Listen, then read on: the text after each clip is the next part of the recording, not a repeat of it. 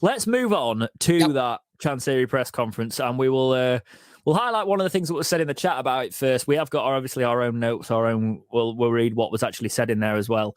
But Kieran Green says, Chansiri said we are aiming for the playoffs. We got to believe we're all Wednesday, aren't we? So we're talking about our expectations.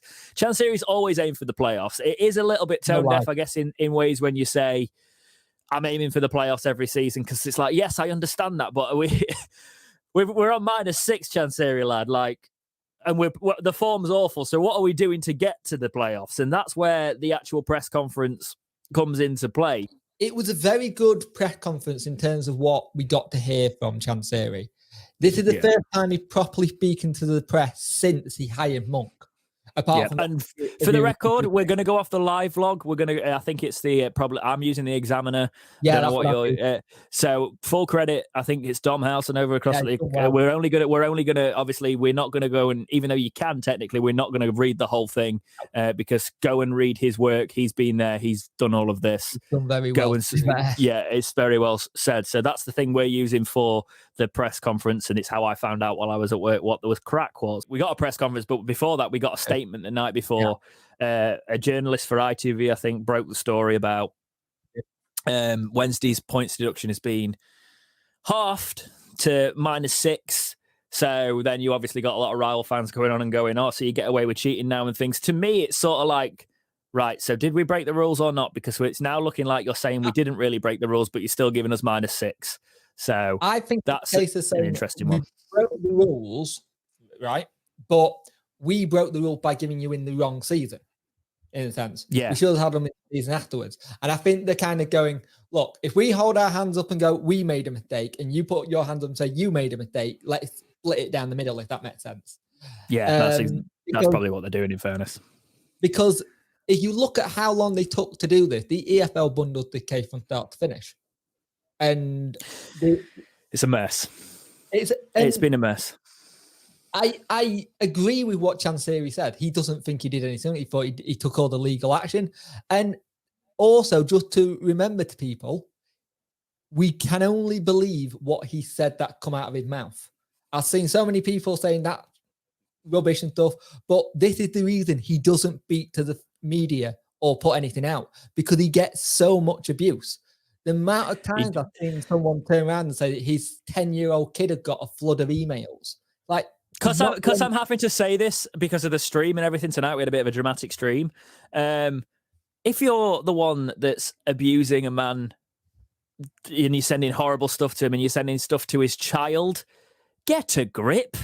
Okay, I don't care. I have been a Wednesday fan all my life. And I don't care. And I understand people drink, they get angry. Football's the biggest thing in a lot of people's lives. And especially in harder times, it's harder. But that never gives you the right to go and abuse a man. It never gives you a right to go and abuse his child online. You think, honestly, you can let all your anger out in that. Or if you've got those hateful thoughts, how about you write them down, rip it up and sod it off, rather than putting it on somebody else who's just going about their life. And here's the thing. Do what Chansiri said. Email him directly. Yeah, I've emailed him before, and constructively, and I've put in what I wanted to say. He'd come back and he said, "Yeah, I agree with that. I don't agree with it. I'll explain this to you." Kind of thing. You see, that's good. That's good insight, that point, because I've not actually contacted him myself. It's definitely something that I have done on a couple of occasions, and every time I've got a very good email back explaining it and stuff. And the other thing, let's also remember when he was having this press conference, and then we'll talk about the point deduction in a minute. English isn't his second language. You can tell that. So he does. It isn't his first language. Yeah, I know what you mean. He even said that it's not his strongest point, his strongest suit at all.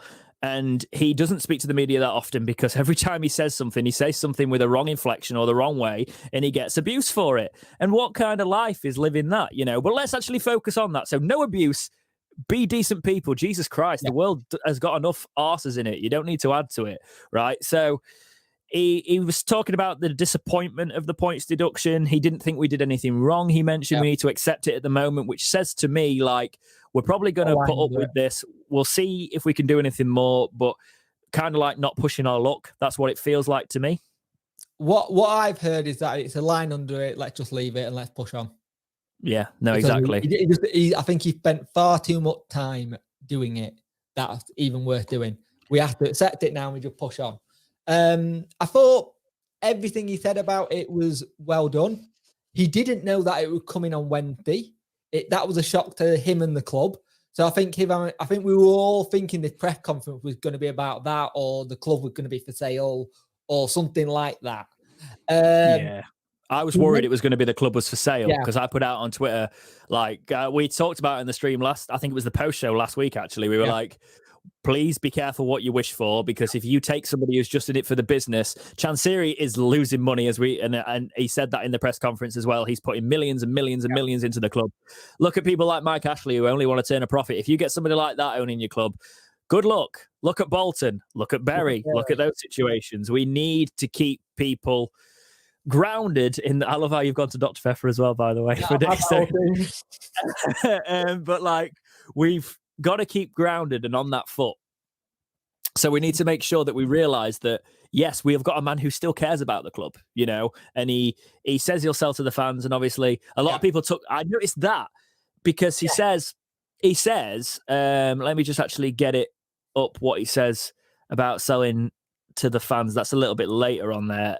I don't actually need. He basically says, I will sell. If you want me to go, I will go. I will sell share to the fans so you can come in and run it. But he said, how do you think you're going to do it any better than we do? I'm doing it now. He basically gives them an ultimatum. Yeah, no. Can you do better? And well, the good thing is as well, the way he's saying that, he's like, he wants, if he wouldn't be talking about just selling and moving on. He's talking about, if he's going to sell it, he wants to sell it to the fans and stuff, knowing that the fans aren't going to buy it. Unless this channel gets millions and millions of subscribers and I decide that I'm going to buy Wednesday and ruin my life fully. Like, there's not many fans who've got the capital to come in and run the club, fair, so it's case it could be a supporters truck. You are do that. Dexter got a bit of a brain and like this sanity, so he probably wouldn't do that. Oh no, yeah, I don't want to be gone by the time I'm 50. Every time I miss it, would you buy Wednesday? I said, hell no. No, yeah, definitely. He already ruined my weekend. I don't need him ruining my life. So we've got. Let's have a look at his ambition. Okay, so he talks about selling the club. He doesn't want to sell the club. If he would, it'd probably be a supporters trust thing. So he's not going anywhere, which I like to see in this climate, because we are going to eat money. Because he even mentions that. Also, he talks about how this is the best thing we got right now. There is nobody knocking on the door to buy Wednesday Football Club. And everybody is talking about how clubs are struggling. He mentions that. Yep. And he says that every club's feeling it. Of course, we're feeling it. He said it could be a year or two without fans. Yeah. And I think if you look at the way the furlough scheme's working as well, the fact they've extended it till March, I think there's going to be some industries that are working from home for a long time, and that way they're not going to. You've got to be careful with hypocrisy with things like this, because if they open things up, then people are going to. Well, a lot of people are already started to go, well, what? Why are you so inconsistent with things? And if they start doing it with football fans, they're not going to do it. No. It's not going to be a thing, because a lot of places aren't as open air. You can talk about, well, all the grounds are outside, but you have to go through the tunnels. You have to go through spaces. There's not enough way. There's too many people to properly moderate it. It's a difficult thing. Aisles. You've got everyone in the getting a pie. You're not going to get it done. Yeah, exactly. So Jez Giant Chickens just said Chansiri is our best asset, end of. I will put that on the screen for a little while, because I do agree in this current situation, best of the situation.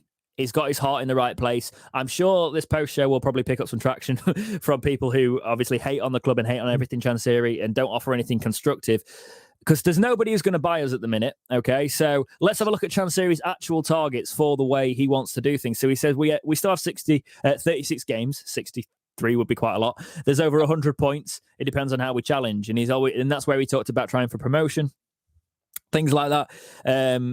He just says all we can do is try our best. And that's a very simple way of putting it, but it shows that he is not even thinking about relegation. And I think the way he says, there's the word in relation to Monk, and he goes, Monk is here for now.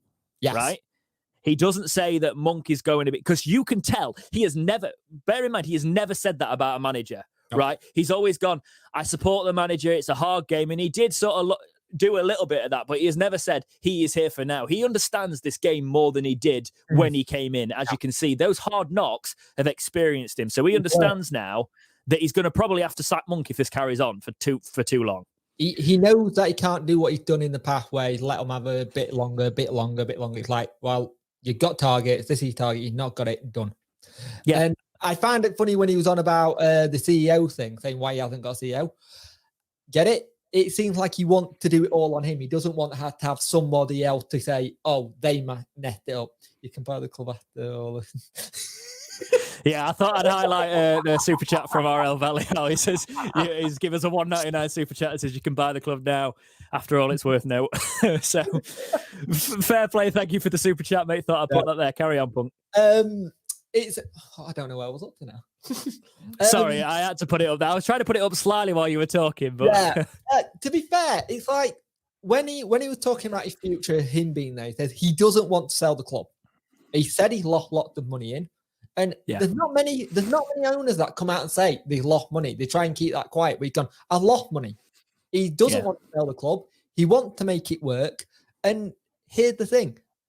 As he said, he doesn't know if he's going to be here for the long term. But right now, he's here. So, and you also want an owner that takes responsibility, because he was asked specifically if he takes responsibility for the points deduction, because a lot of people are saying, well, he can just sell and move on. And he goes, of course, I'm the owner of this club. There's no excuse. I need to take responsibility. Yeah. And no matter which way you look at it, he's put money of his own money at lawyers to try and fight this thing. And he's managed to get some sort of thing with the appeal. And yes, it's a situation where people are going to say he got us in this situation in the first place, but he was going for it. And we were one match away from the Premier League. And the secondly, we were in the playoffs again. Everybody was loving him then. Look at this money we're spending. I also like the comment, and a lot of people are not going to like the comment, so please forgive me on this one. I did like the comment when he turned around and said Sheffield Wednesday aren't that big. And he's right. That's the thing. I need to jump in here with that one, because he didn't say it as it's read. So the way people are inferring it, it's wrong. If you actually watch the clip, the jovial way is saying we aren't a Premier League club. We're not one of these people that national investors are going to come in and look at what makes sense. He was talking about the Red Bull rumor, and he was saying that we're not a big club in terms of getting bought like that. Also, I can see people wanting Red Bull Wednesday. Get away from it. I don't want that.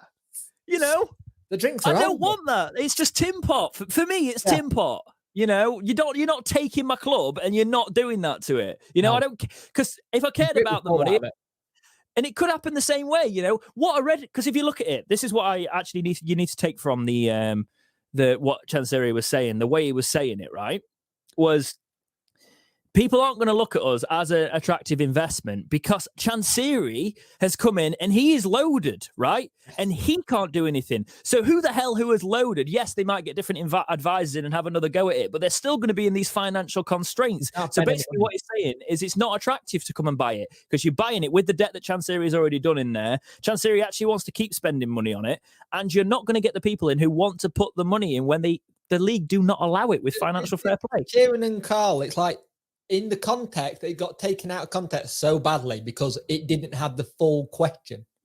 Yeah, you had the snippet. You didn't have the. But that's what gets you clicks as well, doesn't it? So it's like Chansiri hates the club. I see that it's misinformation. The headline is he hates the club.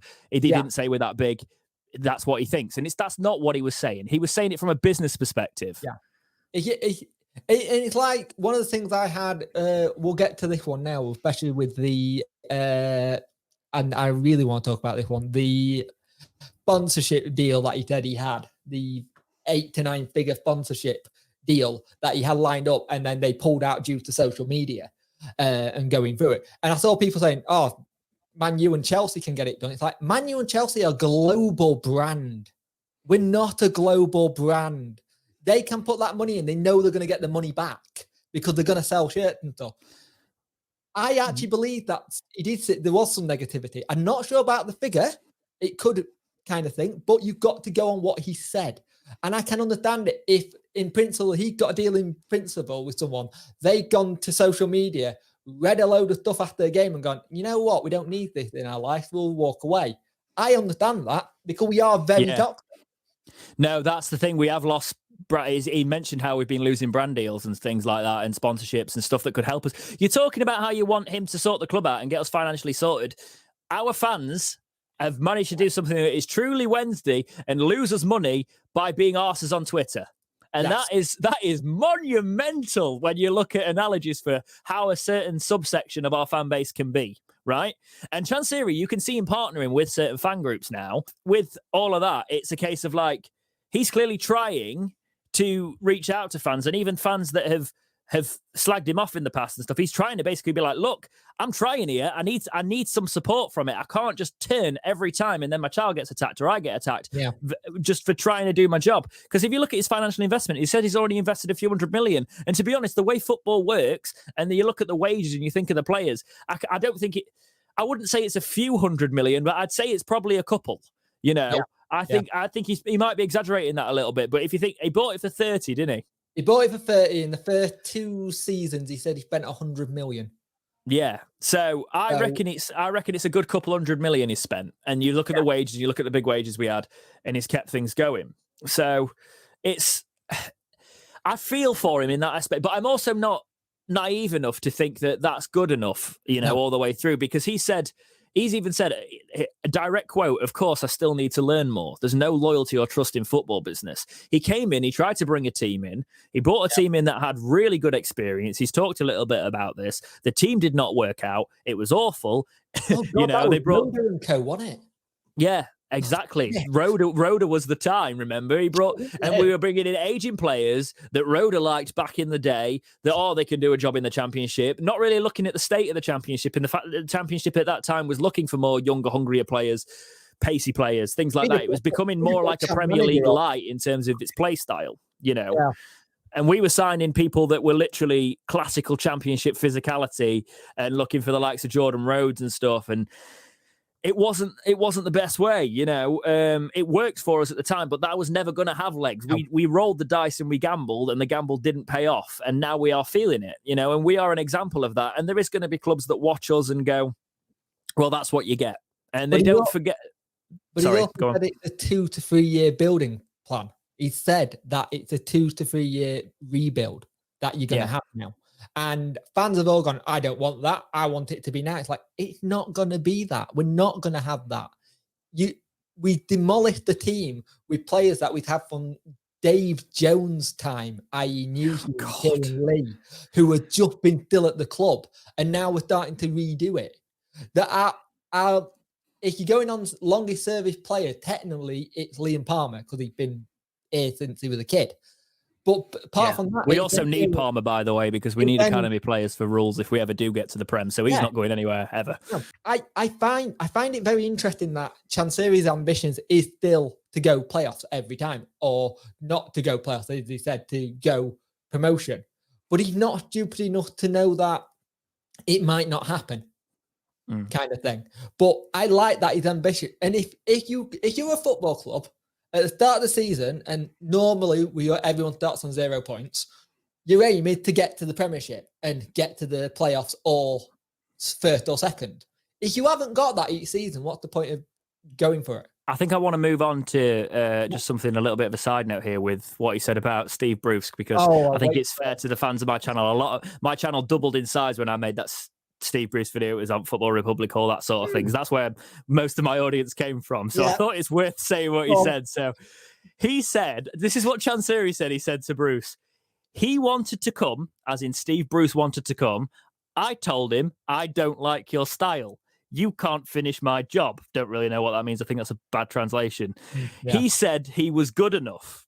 I gave him the chance. If he hadn't come to see me, he wouldn't have the chance to come here. He went to Newcastle because of us. If he didn't come to Wednesday, then he wouldn't have gone to Newcastle because he came to see me. That's why he got the job. That's a fact. And he can't say anything to that. You can ask him. Have you noticed how Steve Bruce hasn't actually said anything yet? Oh, he don't care. He's loaded now. He's loaded in his managing in the Premier League, and he ain't getting sacked because Mike Ashley don't want to bring anyone that's going to cost him any more money. So it's a case of, I don't know how much of that I believe Steve Bruce coming to us, because I think he would have mentioned that early on, that like, if you're getting a job, you'd go, I was interested in this job. I reached out to the chairman. There was none of that.